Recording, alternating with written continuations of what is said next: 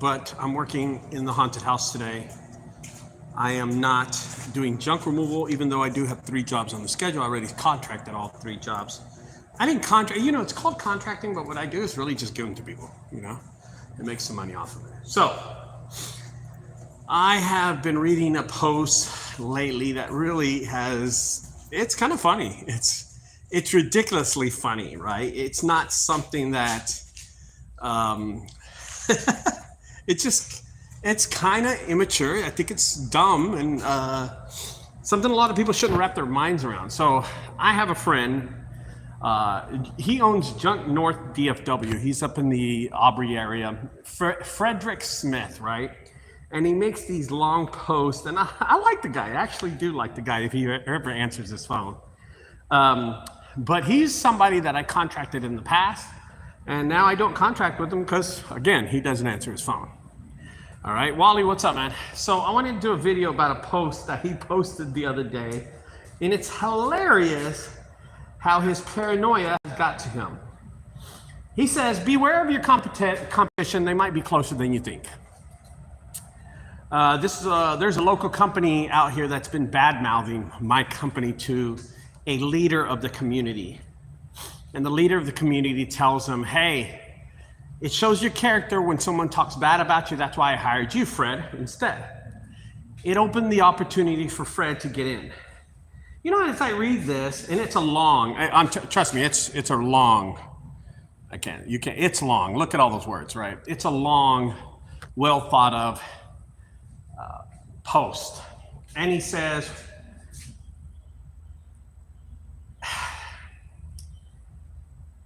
the truth is, it doesn't matter how many trucks you have, how much equipment you have.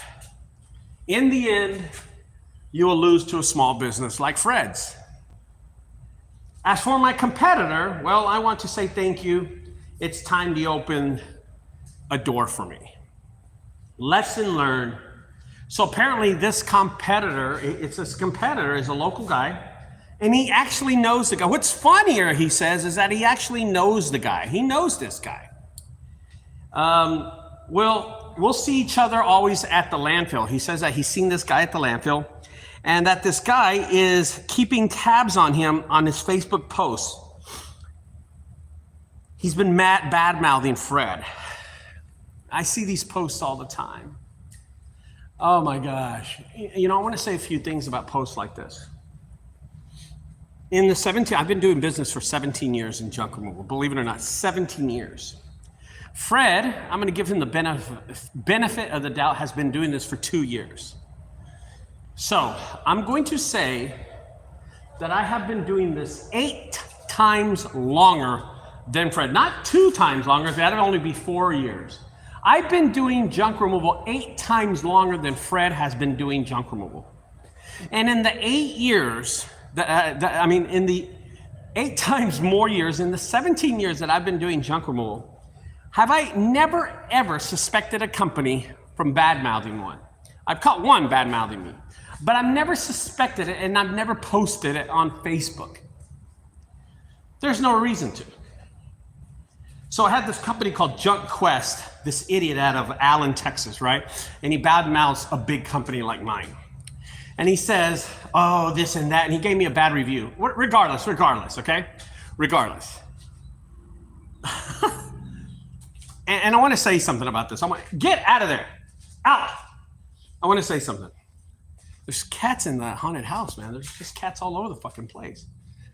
So the thing is that Fred is paranoid, thinking that somebody is bad-mouthing him, right? He thinks someone's bad-mouthing his business, okay? He thinks that somebody is talking trash about his business. He thinks that somebody cares about his business. And I want to tell you something, Fred. You are one guy with a truck and a trailer, and the trailer is actually from U-Haul. You rent this trailer from U-Haul, okay? Everybody sees it. And another thing, don't post videos that you make $30,000 or $20,000 a month and you're pulling the trailer. Okay, Fred, you're my friend. Yeah. What are they going to say in the post about your trailer? Right. Okay. So in the 17 years, I've never had somebody said something about me. I've caught one person actually doing it. but I've never suspected anybody. If you're a one guy and you have a truck and a trailer and you think and suspect somebody saying stuff about you, trust me, they don't care about you. They don't care to bother to waste time because they're in the Frisco area or the Aubrey area. Because they're trying to be number one in your area, Fred. They're trying to conquer the area, right? And I love this one thing he says. I'm gonna pull it back up. He says this thing. It caught me off guard too. This one caught me off guard, but as I'm reading this post, oh my God, Facebook. You put it in your pocket and it resets itself, you know what I mean? Here it is. Let me look. He says something like this. He says, and he's always smiling in his pictures. It's hard to get mad at him. He says, number one, he's trying to be number one. He knows this guy. The truth is, she's a leader, fancy equipment, close neighbors, bragging his prices. Okay. I get it. Competition is healthy, Fred says. This guy wants to be number one in our area so bad that he's resorting to bad-mouthing me to customers just to snag jobs. It's sad to see someone so caught up in the race that they lose sight of what really matters, integrity. That's pretty funny that you say something like that, Fred. Now, I'm gonna tell you, as a friend, you're a competitor of mine. And if you wanna know who's number one, well, he's talking to you right now. Nobody gets more jobs than me in the Dallas-Fort Worth Metroplex. Nobody. And if you think college hunks does, that's why they're going out of business, okay? I'm number one independently. I own independently my business. That means I'm not a corporation, I'm not a franchise. I own it, okay? So your guy, your business, a truck and a trailer, is not making a difference in the industry. You're a bump in the road to all these bigger companies, okay? And I wanna be honest with you. I am your friend, and I wanna be honest with you. Nobody's talking bad about you, brother. You're paranoid and you're wasting time making these ridiculous posts on Facebook about somebody caring about you. I'm gonna tell you something.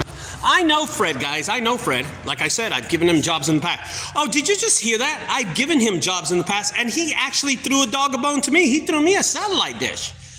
I've given him jobs, but he's thrown me one job. Guys, we work together, we collaborate in this area of Dallas-Fort Worth. A lot of us do, a lot of us. But to make a post about somebody that is jealous of your business, that's ridiculous. To actually think, Fred, that your business is a corporation or a company that's huge. You've been doing jobs, you've tasted the corn in your mouth. You have that taste of business. You have that taste, and now, since you got business and you're making money, now you think that people are paranoid about you, brother. It's not true, brother. They just don't care, like I don't care. Listen, Fred is a competitor of mine, but he's just a guy with a truck and a trailer. So is Randy, who I contract. So is Orson. These guys don't make a difference to me. These companies that come up will be out of business in the next few years, okay? They do not last long. They don't. Most of these businesses will not survive 5 years. I'm gonna tell you that, and I'm gonna be honest with you. About 90% of these businesses will not survive 5 years. They just won't. They never do. I've been doing this 17 years. I've seen them come and go. I've seen them. They just don't last. I don't know why. Sometimes you just can't, bear the invoices, the expenses, the jobs. They're tired of chasing that money down, and they just can't do it. So to Fred, I say one thing. Fred, stop being paranoid. Stop posting ridiculous stuff on Facebook. And guys, if you're paranoid that someone's stalking you or somebody is trying to get rid of you, oh my gosh, don't make a post of it. Let it go, dude. Nobody's chasing you down for $1. Nobody's chasing you down for anything like that. This is paranoia on your side because business is slow and you think somebody's chasing you down. Somebody's negatively putting posts because they're trying to be number one. You're looking at the guy who's number one in DFW, and that's me. And I'm not even doing junk removal this month. I'm here at my haunted house, okay? It's ridiculous how people think that someone will pick up the phone and act like a competitor and get pricing from you. Who gives a fuck? Someone's calling to get pricing, they get pricing, but don't post about it. Don't make fun of this person. Who cares? And I'm going to tell you, I don't believe the post at all. 0% I believe the post. I believe the post the same amount that Andrew from Junk Jedi will come out with this autopilot software this month. That's how much I believe, okay? I just don't believe that stuff. It will not. Competitors do not steep to that level. They just don't. It's ridiculous. And if they do, let them. They're looking at you. I'm looking at them in my rearview mirror, okay? So Fred, to you and your posts and your multiple posts that you do on a daily basis, if you want to know who's number one in your area, that's Junk Guys Frisco. My son averages about maybe 5 to 10 jobs daily. Daily, he averages 5, 10 jobs daily. He just capped off yesterday a $3,000 job. Tomorrow has a $600. I mean, this kid is 22 or 21 years old. I don't know how old my son is. And he's running around you. You're sitting there and he's running around you. If you want to worry about a competitor, compete against my son. Compete against his son. But beware, he has my backing. So there's no way. You are 14 years too late. Okay? He's got my backing. He's got the tools that he needs. He owns 2 trucks. He has 3 trailers already. And he's a small business. He's just a small business. Now he's making money. Okay? So Fred, you're my friend and you will continue to be my friend. I'm not bad mouthing. I'm telling you the truth. Okay? I'm telling you the truth. Stop thinking people are talking bad about you, brother. Nobody's talking bad about you because nobody cares. You have made a little money, so now you're getting paranoid. Okay? Worry about your own business and mind your own business. That's what Sin City says. Yeah, get that energy. You're right, brother. Get that energy and transfer it to your own business. Get a good peace of mind out of it. Yeah, no shit, right? Thanks, man. It's so ridiculous. I was laughing over at the post. Anyway, guys, I'm in the haunted house today. This is pretty cool. Let me show you all this. I'm going to do a video about this in a few minutes anyway. This is a display inside the haunted house. It is a small display inside the haunted house, and it just shows people what I do for a living. This is stuff that I pick up on a daily basis.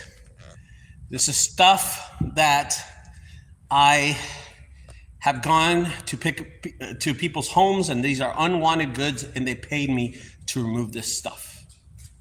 And I like to display it, and I kind of want to show. So this past weekend, we had a line of people at the front door. They were lined up, and they were sitting here, and they stand right here, and they read this. And I'll tell you what it says, okay?